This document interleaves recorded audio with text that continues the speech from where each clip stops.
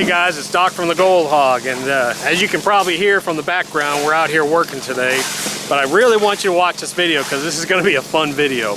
And what we're going to be doing today is we're coming up to this corner that I call Crushing Corner, or the S-turn. And this is an amazing video because this is one of the few corners in Georgia that actually mimics the hydraulic power of somewhere like a California or Fraser River or Canada. It's one of those few corners that has enough power in these creeks to actually move and store gold, especially the fine gold, really crush it up. But we're going to do some fun things today because I'm going to show you we had to cut, a big long trail through bamboo in here. We had to drive through a whole pasture to get here. We had to drag all this equipment, and normally I would never bring equipment out here. But we actually had the guys that spent a whole day cutting a path through bamboo and dragging equipment out here so we could run this thing. This was not an easy setup, but it's going to be worth it, I guarantee it. Now, the other day we came out here, I'm going to show you how we found this spot because I was using the hog pan. If you don't know about the hog pan, it's a product that we just released. Now, we have a pro model, we have pro and a standard model. We're not selling the standard model because it's not heavy duty enough right now. But the pro model is a beast. But this is the new hog pan, and basically what it allows you to do, it allows you to speed pan a 5-gallon buckets in about 2 minutes, and you can go out and do real accurate testing. So I was able to come out here and test these spots, and immediately within 10-15 minutes run 5, 10, 15 buckets, real quickly, and see what gold is within here. Now we have the Viper Pro Flare, and we're going to be running the Viper Pro Flare out here, and we're going to be running about 4 tons an hour. And I've got 1, 2, 3, 4, I've got 5 guys out here digging with me, along with me. Of course, I don't do any work. So we're going to be moving, and we're going to be taking out this whole crushing corner, along with a big old gravel bar down in here. It's going to be pretty cool.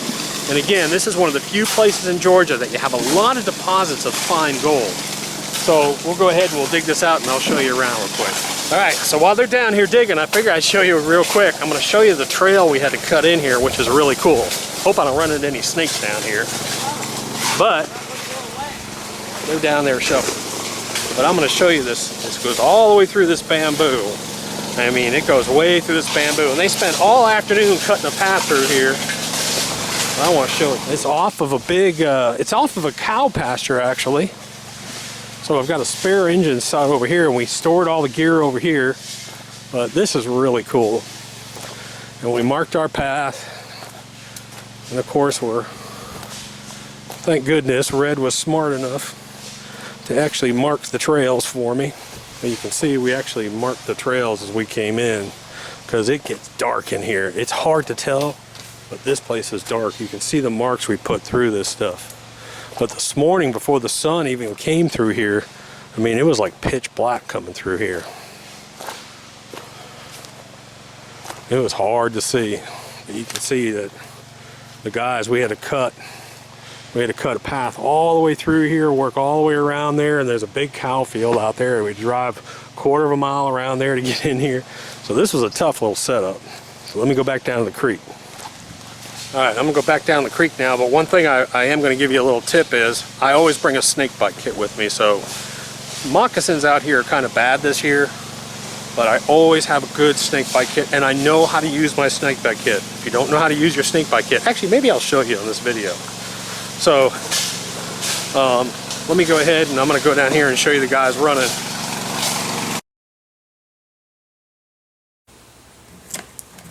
Hey guys, I figured I'd go ahead and show you the snake bite kit. Some people have these, but even the people that have them, some of them haven't opened them and read the instructions. So this is the extractor bite and sting kit. This is the one that the majority of people recommend that I've seen. A lot of the experts and people that deal with snake bites. This is the most effective way to do this. First rule is you never cut a snake bite. So you do not cut. If you have a bite on your arm, you do not cut it. Next thing, a kit comes with some band-aids. Who cares? Throw away the band-aids. Alcohol swabs, fine, that's fine. But infections, the least you're worried when you're dealing with a snake bite. Comes with a razor, which is a little important. But these are the main components of it. The main components is the vacuum tube and the vacuum cups. And obviously we're talking about snake bites, so probably If it's a small snake bite, you're going to use this one because you can get both the fangs, both the venom fangs covered with this. On a larger bite, you're probably going to use this one, which is the medium size or even the small, and you're going to treat each bite mark individually. But let me just show you real quick. All you do is you put this plunger, this little plunger just fits on it, and it's a backward suction. So you don't suck it this way. You actually load it, you push it, and then you suck it. If you had a bunch of hair on here, that's what the razor's for. Just take the razor, shave off the hair real quick, put this on it, and all you're going to do is you're just going to hit your plunger, and it's going to create a very powerful vacuum. Now I'll actually get a blood blister here. This vacuum is so powerful if I leave it on there a long amount of time. But I can just release it, and it's going to be sucking out the venom. Take one of these, obviously, while it's on there, open it up, wipe off the venom. Go to the other snake bite, same thing, the other venom hole, go ahead, push the plunger, and it's going to be on there. They say, I've heard different things, but they say 30 seconds, let it sit on there, release the pressure, wipe it off, go to the other one. Go to the other side, go to the other venom side, clean it, let it sit on there. If you don't have a strong vacuum on it, get another one, push it all the way down, push it all the way down, and you'll feel it on your arm. It's going to leave. You're going to have hickeys on your arms. But you can see the red marks that it leaves on here. They go away. If I left this on there a long time, I'm going to have sort of blood marks on there. But that's what you're going to do, is you're going to treat this back and forth per bite, or if it's a small enough snake, you're going to put this over both of them, leave it on for 30 seconds, treat it. Leave it on for 30 seconds, treat it. Do that repeatedly for about 15 minutes. Get as much venom as possible. Relax while you're doing it. After you're done, go immediately get some help. That's the next step you're going to do. So that's your little extractor kit. The extractor costs about 15-20 bucks. Keep it with you at all times, because if you don't have it, you can't use it. That's the key to it. Whew. Like I said, that's not a little what. So anyways, we've got this big gravel bar over in here, and this is Crushing Corner. And we're going to dig this whole gravel bar because we're away from the bank. Now the bank is over here, and what we're doing is this is all sand and gravels over here. And so we're going to be digging out this whole corner in here, digging out all this. And then let me show you the other corner we're going to be digging. And you can see that the bank is over here, the bank is over there. There's a natural gravel bar over here. And you get to see the sexy boys working. But we've got the Viper Pro flare here. And the Viper Pro flare, the nice thing about it is I've got a real aggressive flow in this spot. Then it flares out really smooth. And you can see what I mean. Look how smooth and soft this water is right here. You're trying to catch this super fine gold. This really is the key to it. It's a smooth, shallow, very, very smooth, very little turbulence in this water over here. That's what you want to see. Up here, we still catch a lot of it up here, but I want to make sure that I'm slowing it down and smoothing it out. So you can see what I got is I got two guys actually digging in here non-stop. I mean, as soon as they're throwing in the buckets, we're just running and running and running. These guys can't even keep up dig-wise. Now this is the first 20 minutes. That's the first 20 minutes of tailing, so this pile is going to be huge. We're going to have to keep monitoring this. Like I said, we're going to run about 4 or 5 tons an hour is the rate we're going to run. We're probably going to run maybe, I'm hoping for 4 or 5 hours. So it should be a good little run.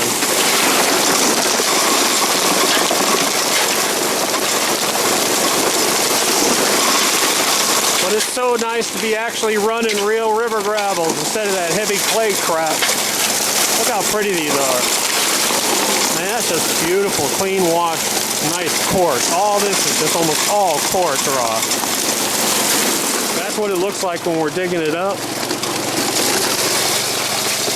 So it's real sandy. There's not a huge amount of clay in it, which is nice compared to what we normally run.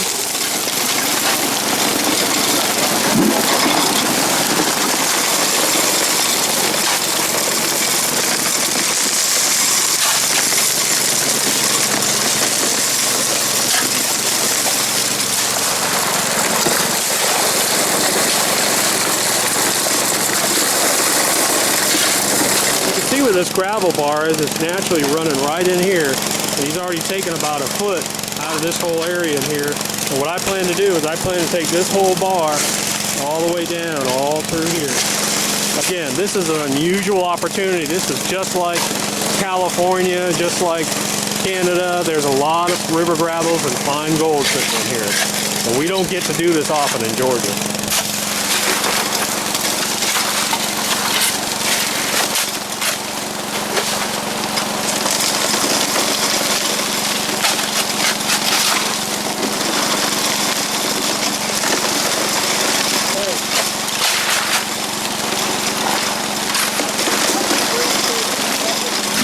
So anyways, if you go to our YouTube channel, last week I was out here and I did a whole section on the power of water. But this is what I want you to see. So I've got a creek and it does a complete 180 and it has to almost over to a complete stop in here. But here's the important part, hydraulic equivalence. This is all sand. So everything on this side is lights and sands. Everything over here, as you come up here, you're going to see what starts to happen. Again, you're going to start to see that these are all beautiful quartz rocks in here, and they're heavy. So they're being deposited in here, and the heavy stuff is up here along with gold deposits. So the gold is going to deposit up here, even the bigger gold, and then your fine gold, and maybe no gold back in here where it's sand. So that's why what we're doing, you know, the bank is way over there. This is a gravel bar. We're not digging in the bank. This is a gravel bar over here. We're digging this area out in here. And again, we're digging past the unit over there. We're digging another one over there. So it's a pretty big dig today. That's what it looks like when it goes in. That's what it looks like when it comes out. You know what we do when we get hot. Go ahead, Ricky, get wet. Woo! Cooling off, cooling off. All right. Someone grab them. That's how we cool off right there. All right, so anyways, we have the hog pan out here, yes, the other day and today. And what I'm doing is I can take about a third of a 5-gallon bucket, pan it down real quick to concentrate it, and then put it in a finishing pan. I can really test quick. So as an example, again, this is not the bank. This is actually river gravels. It's like a sandbar. So I can go over here, I can take my hog pan, I'll check on the front, see how many colors I got, check over here, see how many colors I got, check the back, and even check the sand. Do you know how much gold is in the sand? Don't make the assumption that you don't. Test it. Same thing. Is there better gold here? What happens when we hit the clay layer? Well, I can take a full, 1/3 of a 5 or half a 5-gallon bucket, dump it in there, boom, boom, boom, 10 seconds, I'm done, concentrate it, put it in the finishing pan. I got a big test right there.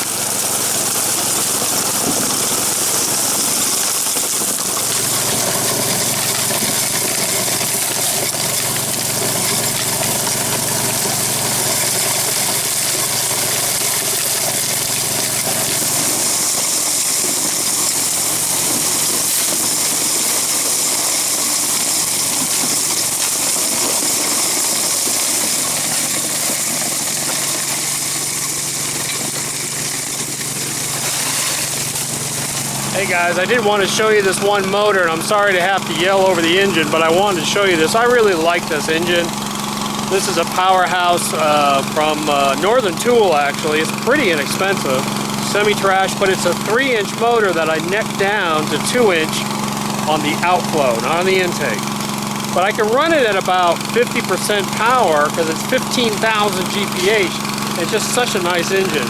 Pretty reliable. It's not a Honda, but you can see that I got 3 inches going in and 2 inches coming out. So I have a 3 inch intake hose. We have deflectors around our intake for the leaves. We build up rock piles and we got to clean that off because you will get leaves that backwash into this and block it up. And then we take it down, so we reduce it here at the pump so we can use 2-inch hose all the way to the unit. All right, so we ran, what would you say, maybe 45 minutes to an hour? Rick's over there, sexy Rick. But you can see that, I mean, this area here has a ton of black sand. There's just black sand pouring out of this thing. And then you can see the black sand. This is pretty cool, especially on this bedrock mat. I'm hoping you can see it. But on that bedrock mat, you can see it's just full of black sand. So this bedrock mat, what's really cool, and this is why we mix the mats, because you can see that the downdraft mat, the Razorback, I got Razorback here. It's got some fine black sands. Let me make sure. Yeah, that's Razorback. This is downdraft. This is bedrock. So we're mixing up these mats through here, exposing this slurry to all kinds of different capture zones and velocities. Plus, we take the water flow, which is over here, which is real powerful and aggressive in here, and then it stops right here. And then it flares out and it goes really smooth. And I'm seeing super fine black sand down in there. Now, if you don't know, if you've never seen this Viper Pro flare, it's probably my favorite unit to run because it gets real aggressive in here and it hits this stop. There's a stop right here, along with this mat, and it just deadens out. And then we actually have a little drop. We usually find a lot of gold. We put a UR mat right in here, and then we mix it up. It depends. We've got Razorback, downdraft, bedrock, Razorback, downdraft, bedrock, bedrock. I mean, just a mix of mats all through here. And we've mainly got scrubber and river hog up at the top. But the beautiful rocks that we're running through here are just amazing. I mean, this is just beautiful quartz rocks we're running through here. This is the kind of stuff I want to see. I want to see all different kinds of colors. I want to see the white ones. I want to see yellow ones. I want to see all different kinds of quartz. They'll tell me that I'm working through all possible lode deposits. These are all nice and rounded from the hydraulic power. And so what we're going to do is and there's our reverse ramp riffle. Everything has to stop here. If you don't know about this section, here's the reverse ramp riffle, and everything has to stop, and this creates, you can still see there's a lot of fluid in there. It's full of liquid. But that creates sort of a quasi-fluid bed, and we catch a lot of our big gold in there and gems. So I'm going to break it down and we'll take a peek and see what's in here. I shouldn't really see a lot of big gold. It should be almost all fine gold. Okay, so let me try and explain this real quick. I have not cleaned the mats out yet.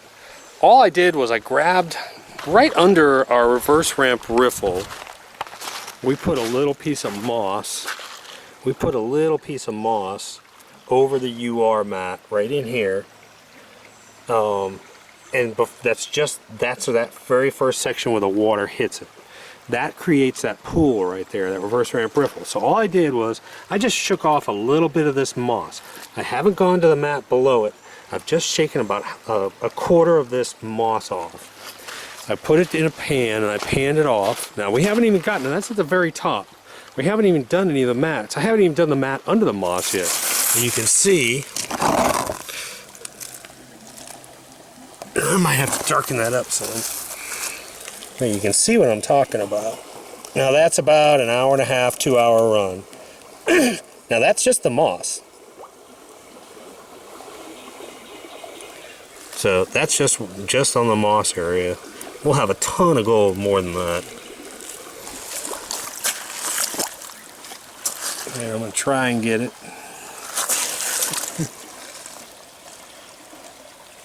Right in there. This whole line in here is full of gold. All in here.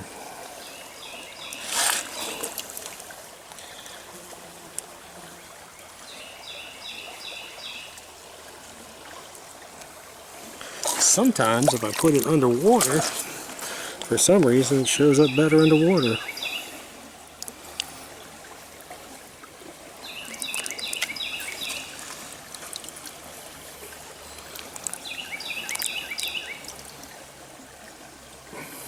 That stuff is just tiny, tiny, tiny, tiny gold. And that's right after the pre-ramp on a river hog. That's the pre-ramp on a river hog. So here's the main riffle, and here's the pre-ramp. And that thing's just absolutely packed with gold in here. Alright, thought I'd save you some of the pain here. So I ran it through the gold cube, I ran it through the cyclone real quick, and then here's about what I have. It's about 2.5 grams, I'd guess. But ooh, there's one or two little nice pieces we finally found in there. And then there's a bunch of, most of this is just super fine gold. You can't see it till you spread it out, of course. And once you spread it out, that's when you can start to see it.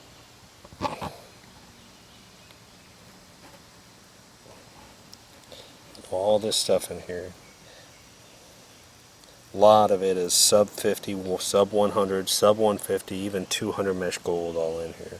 Yes, there is some bigger stuff, a little bit bigger stuff, but that corner up there, I'm telling you, that corner up there is just amazing stuff. I mean, it's it's probably $25 a ton it runs up there, and that's really good for Georgia. If you go to Colorado, if you go to California, Montana, you can probably get $50, $30 to $50 yard stuff, because again, each pan we take is about 5 colors. If you go somewhere like Canada or Montana, you're probably looking at probably 20, 30 colors a pan, so you'd almost triple what we're finding. But a really good way to test areas. So we went in there with the hog pan, we tested here, tested there, we knew exactly where to run, exactly where to dig, and that was the key to it for us. We went in there and we finally went in and attacked it. We didn't do a huge amount. We ran for about 3 hours, hundreds and hundreds of buckets. I'd guess probably 4 tons of material that we ran through there, because we had to get in and get out, afternoon thunder showers. But all in all, good little trip. Thanks for coming along, guys. That was fun. See you later. Doc.